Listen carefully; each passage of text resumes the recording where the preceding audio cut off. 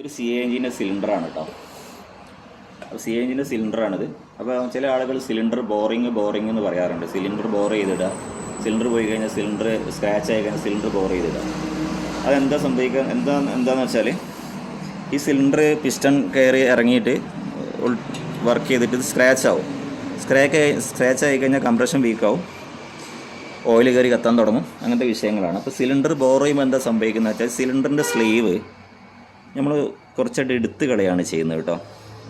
അപ്പോൾ cylinder sleeve കുറച്ചായിട്ട് എടുത്ത് കളയാണ് ചെയ്യുന്നത്. അതായത് ഇത് ബോർ ചെയ്തിട്ട് ശരിക്ക് മെഷീനിലിട്ട് ശരിക്ക് ബോർ ചെയ്തിട്ട് സിലിണ്ടർ സ്ലീവ് എടുത്ത്, അതായത് അത്രയും ആ സ്ക്രാച്ച് കളയും.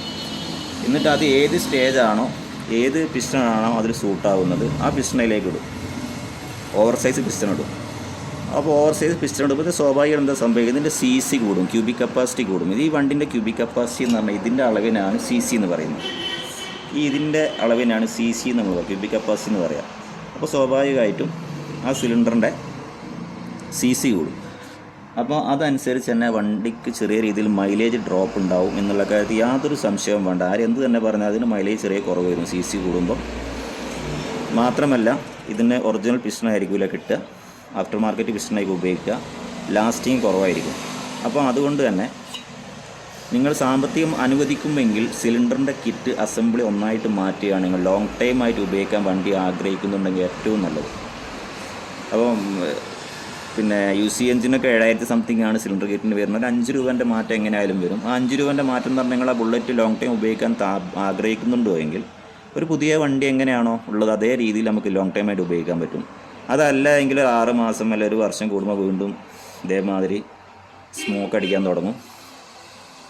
അതിനൊക്കെ ഏറ്റവും വലിയ പ്രശ്നം മൈലേജ് ചെറിയ രീതിയിൽ കുറയാന്നുള്ളതാണ്. മൈലേജ് ചെറിയ രീതിയിൽ 2, 3, 4 കിലോമീറ്റർ മൈലേജ് കുറഞ്ഞ ദിവസം പെട്രോൾ അടിക്കുന്ന ആളുകൾക്ക് ലോങ് ടൈം നല്ല നഷ്ടം തന്നെയായിരിക്കും വരിക. അതുകൊണ്ട് സിലിണ്ടർ ബോറിങ് എന്നുള്ളത് നിങ്ങളെ സാമ്പത്തികം അനുവദിക്കുമെങ്കിൽ ഈ സിലിണ്ടറിൻ്റെ കിറ്റ് ഒന്നിച്ചങ്ങ് മാറ്റുക. അപ്പോൾ സിലിണ്ടർ ബോർ ചെയ്യുക എന്നുള്ളത് ഇതിൻ്റെ ഈ ഒരു സ്ക്രാച്ച് ആയിട്ടുള്ള ഭാഗം ഒഴിവാക്കിയതിന് ശേഷം അതിൻ്റെ ഓവർ സൈസ് പിസ്റ്റാണ് നമുക്ക് അതിലേക്ക് ഇൻസ്റ്റാൾ ചെയ്യുന്നത്.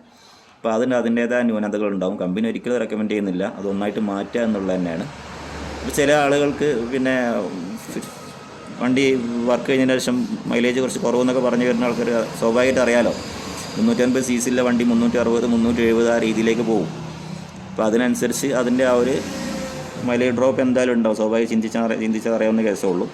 അതുകൊണ്ട് നിങ്ങൾ എൻജിൻ വർക്ക് എടുക്കുന്ന സമയത്ത് നിങ്ങൾക്ക് സാമ്പത്തികം അനുവദിക്കും എങ്കിൽ മാക്സിമം സിലിണ്ടറിൻ്റെ കിറ്റ് പുതിയ തന്നെ ഇടാൻ നോക്കുക. ഒരിക്കലും അത് സിലിണ്ടർ ബോർ ചെയ്യാതെക്കാൻ നോക്കുക. സിലിണ്ടർ ബോറിങ് എന്നുള്ളത് ഒരു കച്ചവടക്കാർ ചെയ്യുന്നൊരു വർക്കാണ്. നമ്മളെ വണ്ടി നമ്മൾ ഉപയോഗിക്കുകയാണ്, സിലിണ്ടർ ബോർ ചെയ്യരുത്. വല്ലാതെ ഭീമമായ സംഖ്യയൊന്നും വരുന്നില്ല, ഒരു 4-5 രൂപേൻ്റെ മാറ്റം വരുള്ളൂ. ഇപ്പോൾ പഴയ മോഡൽ സി എ എഞ്ചിനാണ് 5 സംതിങ് മാത്രമാണ് ഇതിന് വരുന്നുള്ളൂ. അതുകൊണ്ട് പിന്നെ യു സി എഞ്ചിനാണ് 7000 സംതിങ് ആണ് വരുന്നത്. മറ്റേ 5 രൂപേൻ്റെ മാറ്റം, മറ്റൊരു 3 രൂപേൻ്റെ മാറ്റം വരുന്നുള്ളൂ. അതുകൊണ്ട് നിങ്ങൾക്ക് വണ്ടിക്ക് കറക്റ്റ് ആ പെർഫോമൻസും ആ ഒരു മൈലേജും നിങ്ങൾക്ക് ആ വണ്ടിയിൽ കിട്ടുന്നതാണ്. Thanks for watching.